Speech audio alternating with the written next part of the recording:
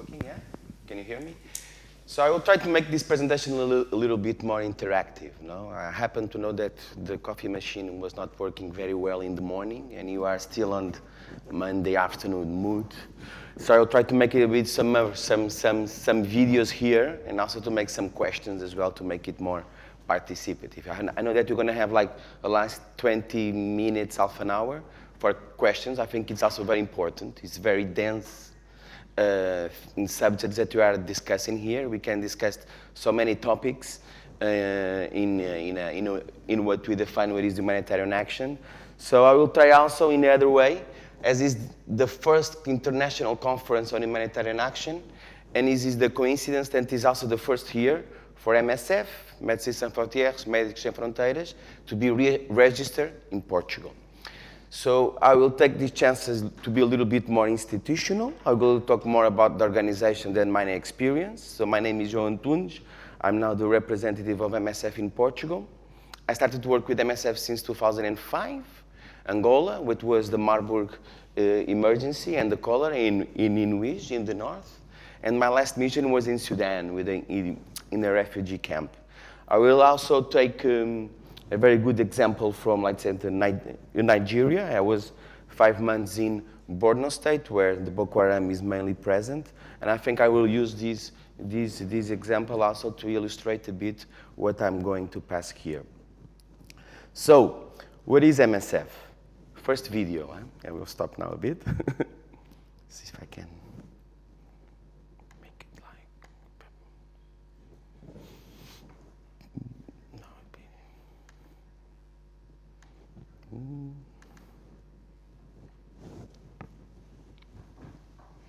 It can take a bit more of time. Maybe I will go for another.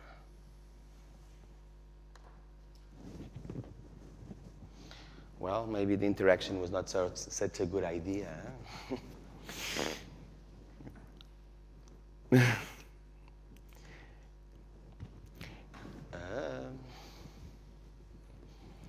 I downloaded the video, it's not YouTube.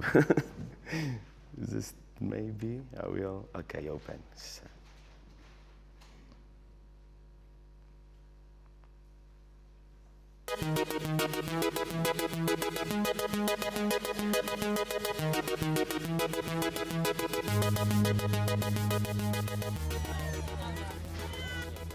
Every day, millions of human beings suffer war, violence, displacement, natural disasters, epidemics, neglected diseases, extreme exclusion from healthcare. Every day, millions of people need urgent medical care, but they don't receive it. For over 40 years, Médecins Sans Frontières has been giving them assistance, its name embodying the ideals it defends. Independent medical humanitarian aid that gets to where the victims of emergencies need it.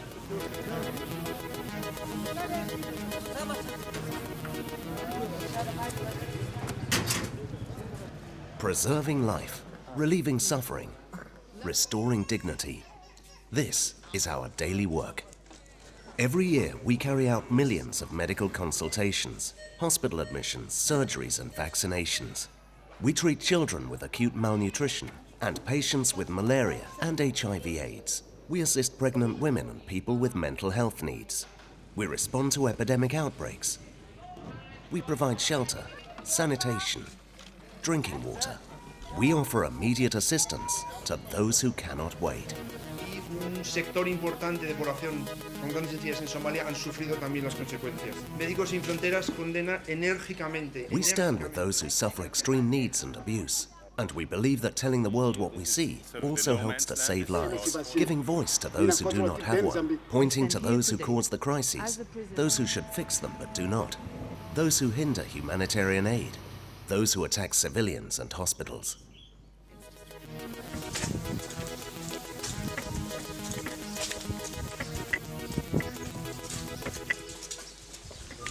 We are doctors, and our action has only one interest: the people we serve. Humanitarian aid must not be manipulated.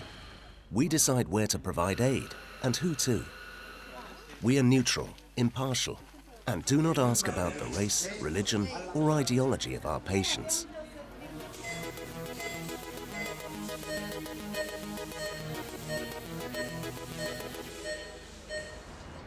More than 5 million people around the world support us with their donations. They are behind every doctor, every vaccination, every plane load of aid. Thanks to them, and especially to our regular donors, 90% of our income is private. Thanks to them, we can mobilize immediately and be independent.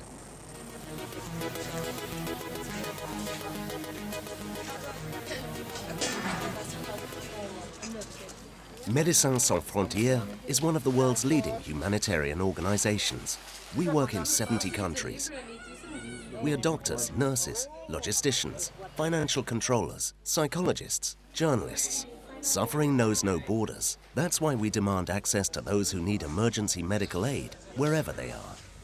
And we continue fighting every day to get to them.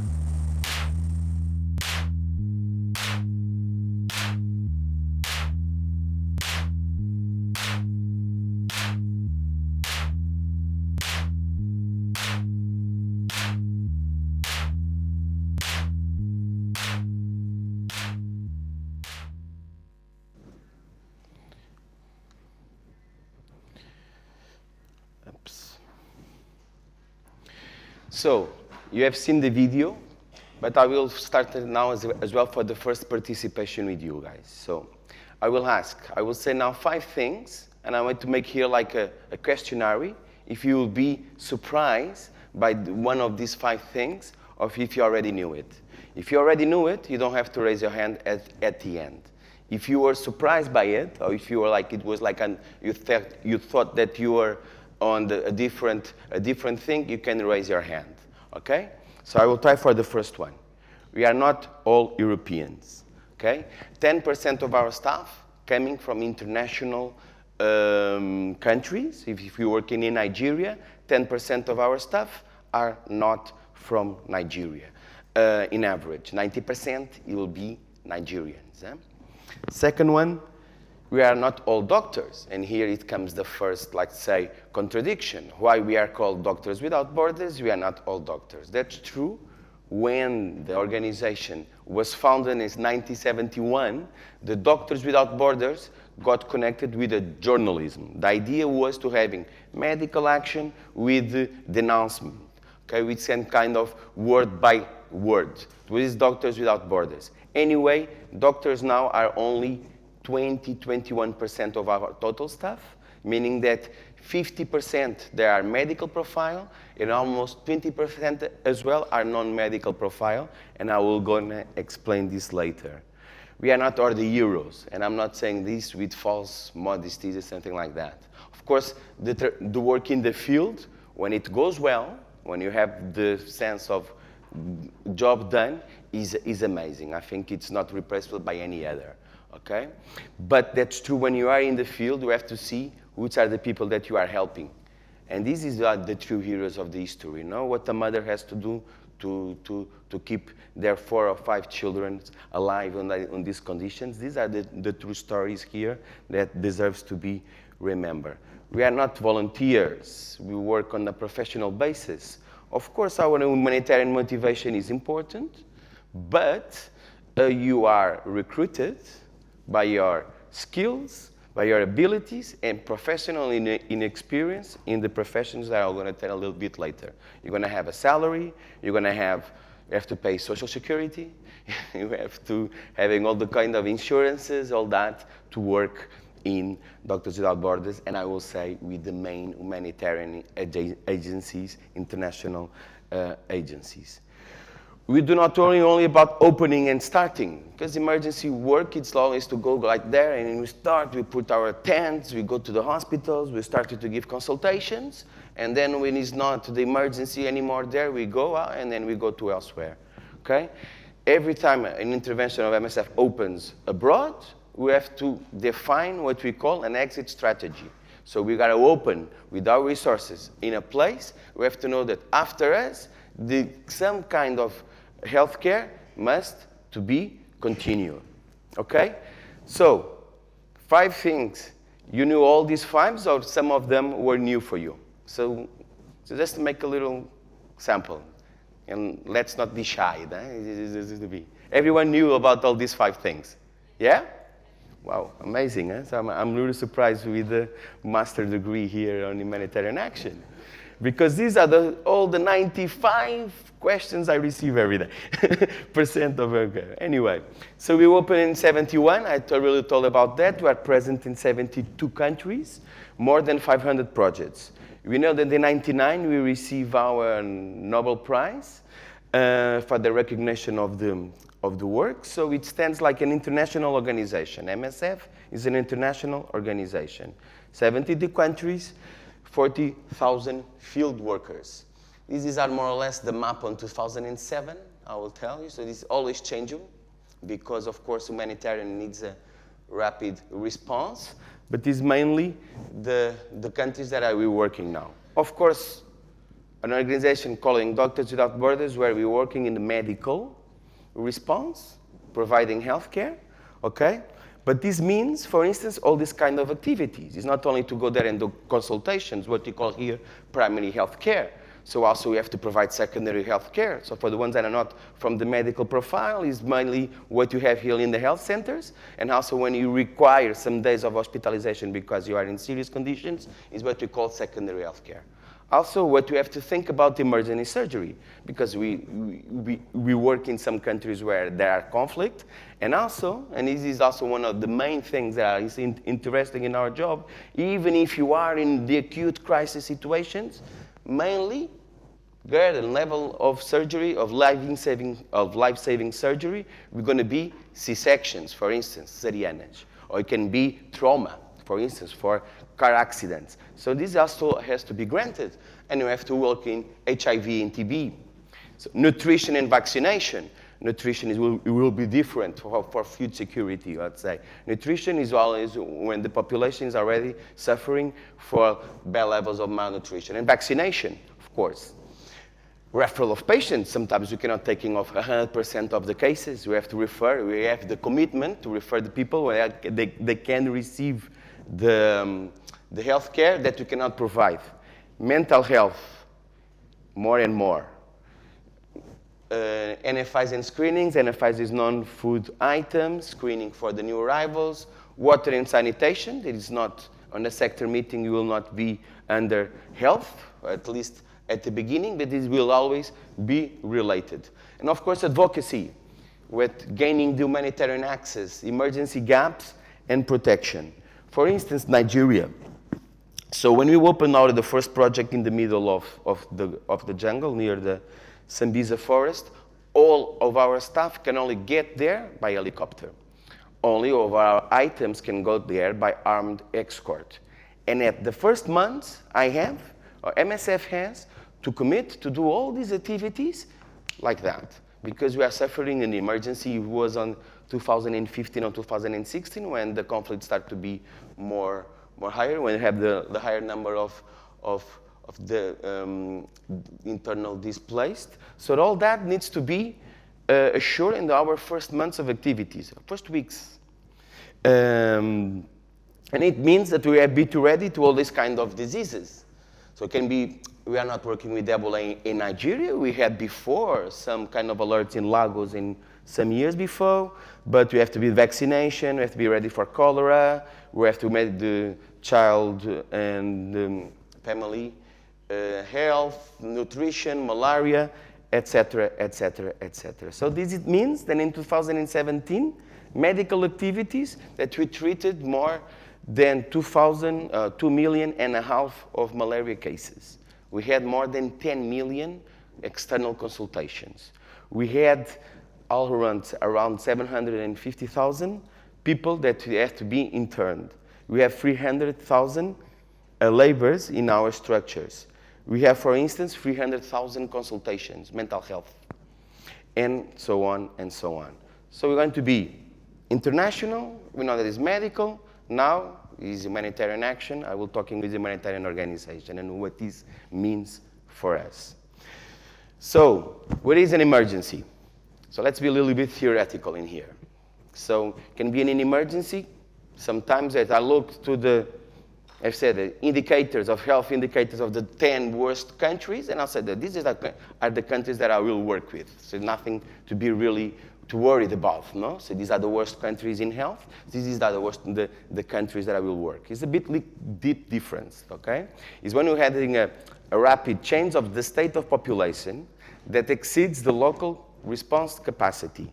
So it means that even if you are a country where it is poor, if there are a situation that is going like that, and is not a change on the pattern, it doesn't mean that MSF has to work in there. This is more for development, if you have to drop a bit more. But if it's something that interrupts this normal, well, let's say curve, and it means like a rapid increase of mortality, so maybe it can be an emergent situation. So it causes a large numbers of victims in a very short time. It's unpredictable in time and space. Call for immediate action, need a professional performance and not improvised, and not all emergencies have the same coverage in the media. So for instance, I will use now another example, Mozambique, no? Well, we were in Beira at the time that was the cyclone, but who was expecting that even if it was a region that is more or less has kind of a history on lateral disasters, who could predict something like that, okay? Maybe in Portugal it took like some days and weeks that it was opening the national TV. Me, even for the first time, I went to national TV, okay? But for instance, in France, or for instance, in Brazil, I don't know if you're gonna be here in Brazil, Mozambique was a thing that was maybe gonna be a little bit more on the second pages, I would say. So for instance, in Portugal, what do you know about Yemen? Okay, and Yemen is probably one of the main humanitarian crises. Maybe you don't know so much. Okay, so the media is also not what we have to be here taken in account when we are talking about humanitarian emergencies. So putting a little bit more theoretical, it can be like of life-saving response, can be food, health, protection, shelter, or water and sanitation.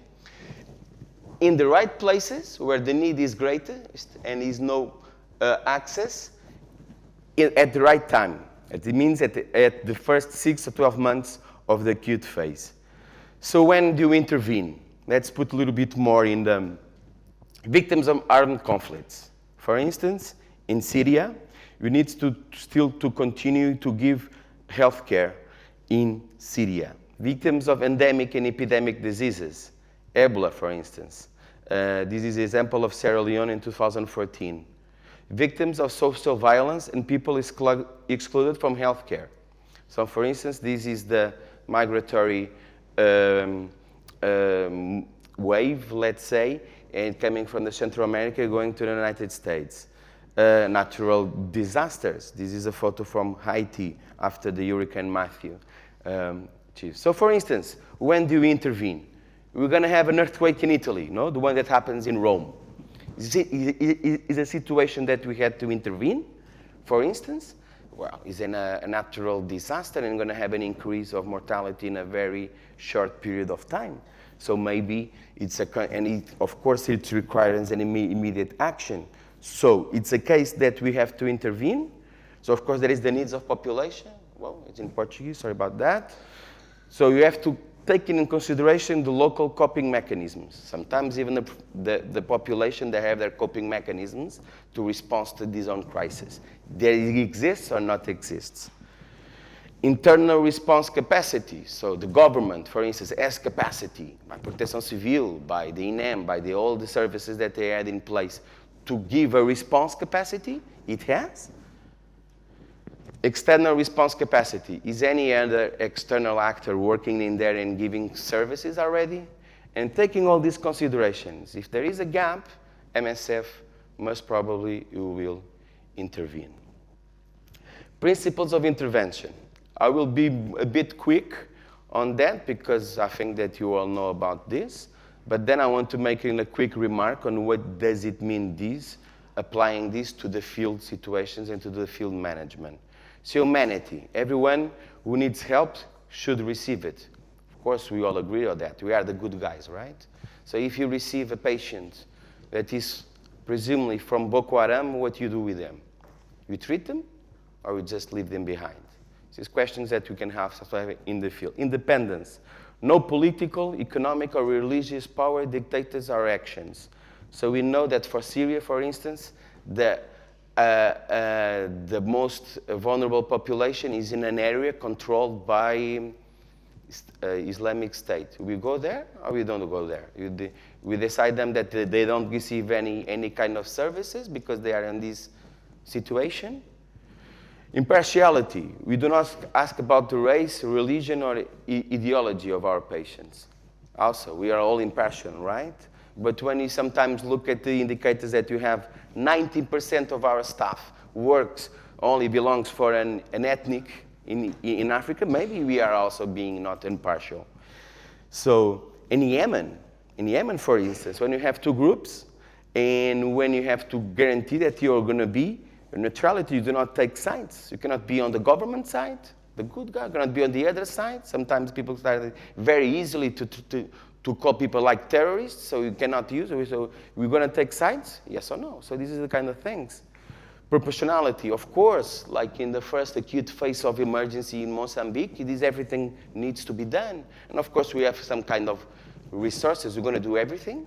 There is not other actors present in the field that can also and should take responsibilities and taking, for instance, responsibilities in shelter, on rescue and save. It has to be MSF doing that. Medical ethics, so we have to be a bit like that. Professionalism. It's not enough going to the field to an emergency and trying to make our best. Good action, no? This kind of the good volunteer, no? I'll go there and try to make my best. No, we have to be professional. We have to be, since the first time, the most difficult, let's say, response is to starting on the first day on a middle of chaos. For instance, Mozambique, we don't have nothing. We have to start to work on a professional way. After working in 2 or 3 days, you should starting to give healthcare and to starting to having some activities. Aid control, we provide direct care. So we are the founders of the project, and you are implementing in the field. We don't use intermediaries in here. So for instance, one of the most, let's say, polemical, going to be the rescue and save in the Mediterranean, or our impartiality and free and independent access, making us to start with having 3 boats in 2015, 1 boat in the last year, saving refugees in the Mediterranean with all the problems that it causes with the European governments, at least with some of them. So for this, we know already that you are international, medical, and humanitarian organization. One of aspects that is very important in MSF is this we call it the humanitarian aid to témoignage. It's a French word for denouncing situations that we believe that will make an impact on the life of the population. So it doesn't mean that MSF talks and denounces all the situations that we live in the field. Maybe, not always. Because we cannot forget also that you are a medical organization. And to talk about it, some situations that we see in the field make us as well very unpopular, especially with the governments. Especially with people that doesn't like that some external organization can come and denounce such situations, and maybe you can be expelled. So we are not Human Rights Watch. We are not Amnesty International. Of course, we also have to compare that in situations that we have to take the decision case by case, where is a need of medical action plus témoignage or medical action. I will tell you that the bottom line here is when you feel that the medical action is no more important, is completely residual on the kind of a small part of the response. For instance, Rwanda 94 or 95. So we have 1.5 million deaf people in a month and a half. How we stop that with doctors? Of course, this we had to denounce and say we have the need of declaring a genocide, and we have the need of the international organizations to act this. For instance, Ebola. Of course, when we started to be overloaded with an epidemics that we never see in 3 countries at the same time. First time it happened, Sierra Leone, Liberia, and Guinea-Conakry. It's going to be MSF taking the responsibility to take all these patients and working with doctors. That is, we don't stop any epidemics only with doctors in medical action. We have to be much more broad on this kind of situation. So also we have to make a denounce that there has to be a need to act on that. Some other campaigns that you're going to see it, that we promoted for this advocacy lobby in témoignage, something that also we prepared. So, getting aid to where it's needed. One of the things that make us also a bit unique on the humanitarian world is going to be an NGO that can have a response capacity in the first 72 hours. Okay?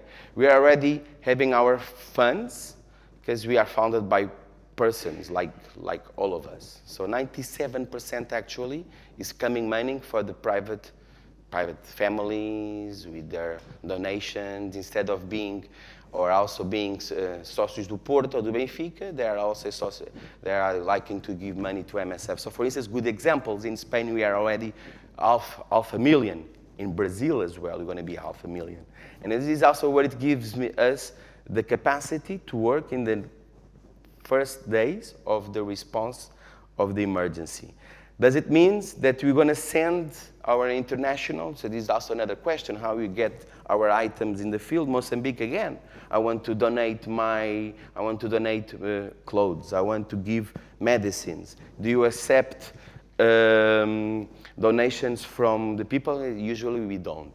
Okay, we have all prepared in kits. So I am in the field and I saw that I'm going to see cholera, or I'm going to have refugees, or I'm going to have a natural disaster. I already know there is a pack, a kit prepared, and can arrive in the field in 72 hours. And I already know by at the beginning what I'm going to get. And this was made for our 47, 48 years of experience and working in that. So we're going to save kids receiving it in these first 72 hours. Of course, can be 72 hours, can be 6 months. It depends on the level of the emergency.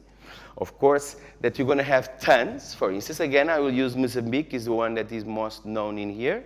For instance, I'm going to send 10 tons. Of course, great, no? So, but then we're going to have 10 tons, more, I say half of them are drugs or medicines that you need to put in a cold chain, or in a place where there's nothing, it's everything like spoiled. And you have to give 24 hours fuel, electricity, because you cannot have drugs and with 35 degrees, medicines with 35 degrees. So also 72 hours, having 72 hours, 4 or 5 days to guarantee that this supply is going to have a warehouse, a pharmacy, ready to receive that. Okay? In the between of these 4 or 5 hours, Mozambique should have already prepared a stock for initial response. So for instance, if I know that Mozambique, Beira, has more or less the history of natural disaster, floods, cholera, and malaria, the country should already be prepositioned a stock of initial response for the first 2 weeks, let's say. So still I have a little bit of time. 72 hours, 2 weeks. Still I have, let's say, 7 days to find a warehouse and a pharmacy, but I don't have more than that. So it can be, we have more than 410 kits. It's a big list, but we all, usually we take always the same, no? But it can be the structured kits, that is for communication, transportation, electricity. Sometimes all these kind of things are big challenge to start to intervene, because you don't have communication, you don't have transportation, electricity, you cannot work, basically. Or have your operational kits, surgery kits, hygiene kits, vaccination kits, cholera kits, etc. So this is one of examples of the free centers that we have, supply centers in Europe. Okay. And also where do we have to be very serious with these questions? No? Is 97% coming directly from people, needs that people has confidence that the funds are being managed well by the organization. You know the history is that sometimes it's very easy also to discuss that the money goes, we don't know where it goes. And even in Portugal, this thing is still very alive, let's say, in the conversations, in the debates. So for sure, we have to be very transparent and have to be totally accountable for the money we receive. So this was on 2017. I say 97% coming from private funds, So we spend more or less of that, 83% of our social mission. Why? 60% of victims of armed conflicts. Why we are spending so much money in armed conflicts? Because 99% of the projects that you have on that, you need to have surgery. You have to be surgery in the middle of the desert or the middle of the bush, 24 hours a day, 7 days a week. Okay, you need to have surgeons and anesthetists all the time. Because if you're having 20 or 30 wounded people, you cannot say, no, guys, you have to wait because now it's not under our working hour, of course. So it has to be very expensive to manage all these kind of things. 8.5% is going to be epidemic and diseases. Like in 2017, I'm pretty sure that it was still the Ebola coming. So where we work? By spending, no? Continents and country. So it's not a big surprise, right? 57% is going to be in Africa.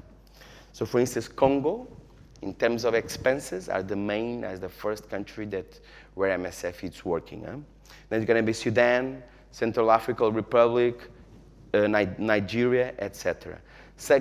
Secondly, we have the Middle East, no? With the Yemen situation, with the Iraq situation, Syria situation. It's not a bit of a surprise. So now we're talking a bit more about the challenges of MSF in Portugal. So we knew all of these things that I show you before.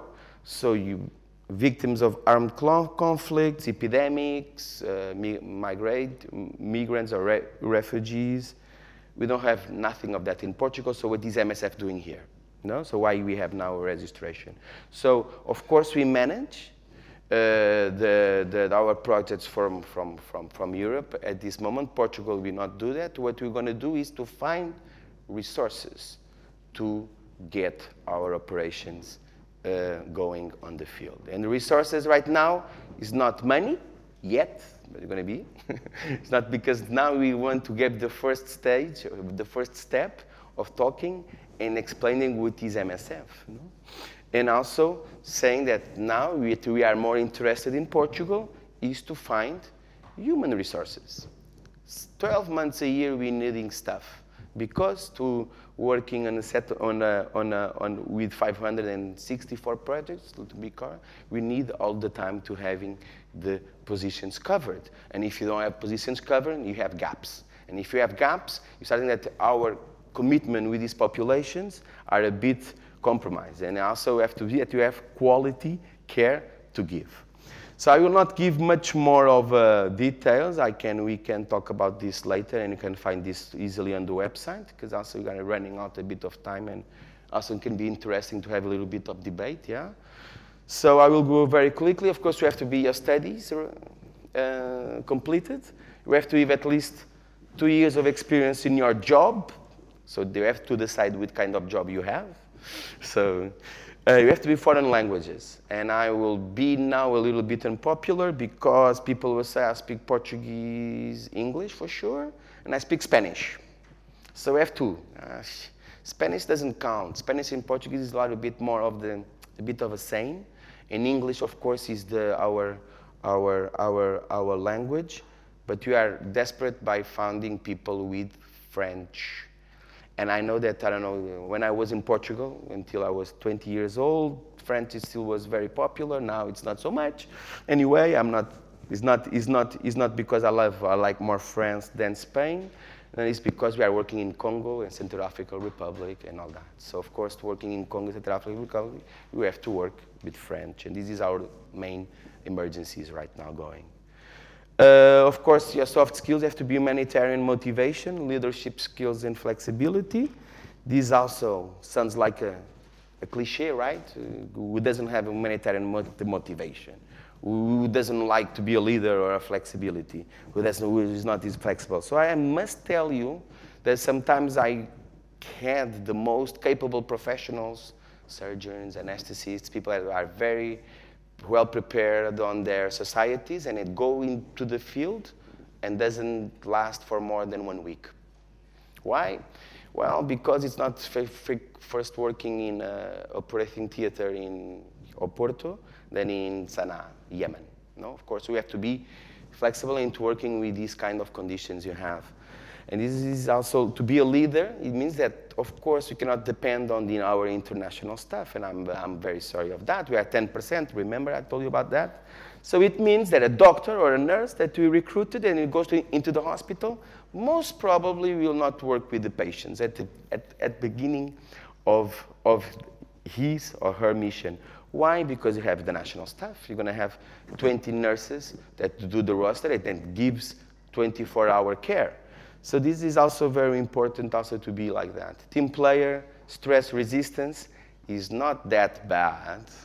People also, even when you're working in Yemen, even when you're working in the most, like say, dangerous situations, some of them can be quite stressful. And I must also tell you about what we saw in Nigeria. This was one of the things that maybe I cannot even express in words, so even if it creates stress. But also, it's not so bad. I still having like 12 years in the field. I still have more or less okay. I'm not even lost my mind yet. But yes. So I told you like 21% is medical, and 48% it's non-medical. So of course, medical and paramedical profile that you are recruiting medical doctors with experience in TB and HIV. Epidemiologists, nurses, pediatricians, surgeons, anesthetists, OT nurses, gynecologists, obstetricians, midwives, psychologists and psychiatrics, a lot, pharmacists, and non-medical profiles, like can be logisticians, is a bit of doing a bit of everything. It can be water and sanitation specialists, supply specialists, construction, engineers, architects, HR and finance, administration. We are asking for a commitment for 6 to 12 months. Okay, first mission usually is 6 months because you will learn. You're going to be more of a learning person that might be someone that can work independently. At least at the first 3 months, it's going to be a little bit like that. We have an employment contract with a salary, per diems, insurance, transportation, accommodation, training possibilities, etc. You're not going much more on that. Of course, also when we're coming to MSF, you're going to have a 2 weeks course where you're going to be prepared to go into the field. Then you're going to be matched. I say I have to go out. I would like to go out in September for 6 months.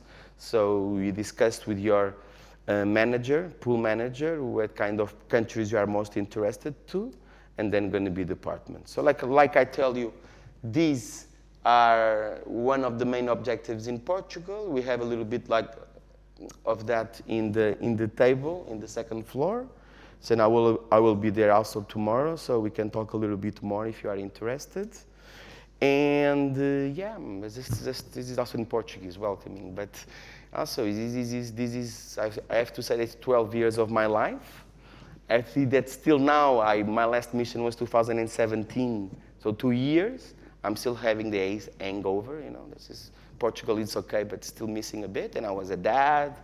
I'm very happy in here, but still I have this emptiness feeling that when the work goes well in the field, is something unique in your life. When you feel that with your of your teamwork, and you have an immediate impact on the quality of life of that population, and you see it because you live in the refugee camp, you see because you see the Ebola patients going out treated, is amazing.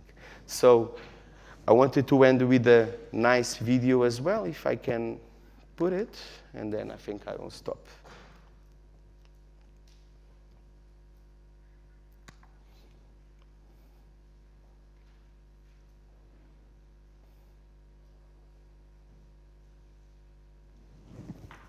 In lands both far and near, I embarked on an arduous journey. I took the roads less travelled. I flew far beyond the mountains.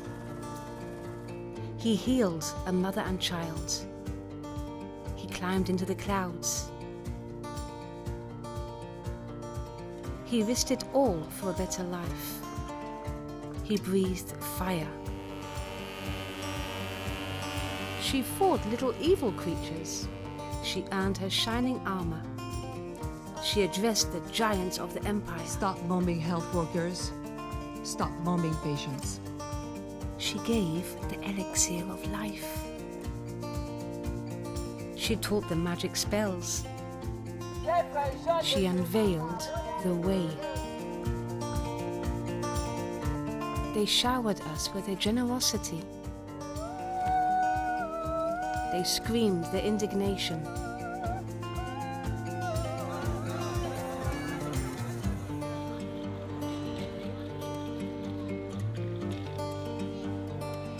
They swallowed magic potions.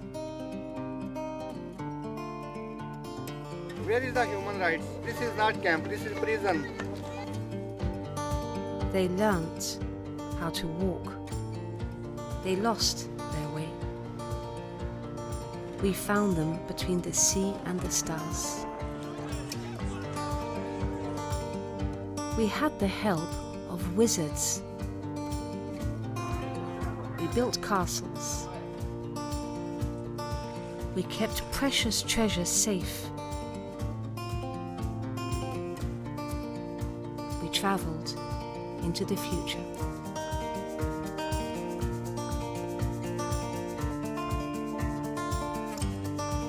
We did all of this thanks to you.